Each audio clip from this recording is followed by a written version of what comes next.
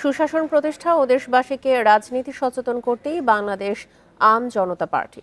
সকালে হোটেল শেরাটনে আত্মপ্রকাশ অনুষ্ঠানে একথা দলটির আহ্বায়ক মোহাম্মদ রফিকুল আমিনের। বান্ডেল থাকলে প্রতি সেনমানিতে টাকা বাঁচবে। বিকাশ সেনমানি বান্ডেল কিনে জিতুন প্রতি লেনদেনে। তার দল শোষণ ও বৈষম্য মুক্ত রাষ্ট্র গঠনে ভূমিকা রাখতে চায় জানিয়ে রফিকুল আমিন বলেন, পরিবার ভিত্তিক রাজনীতি না করে গণতান্ত্রিক রাজনীতি করবে আম জনতা পার্টি।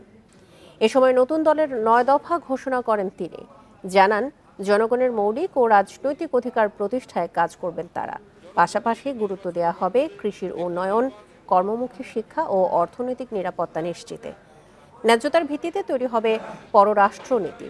আত্মপ্রকাশ অনুষ্ঠানে ঘোষণা করা হয় ২৯৭ সদস্যের আহ্বায়ক কমিটি।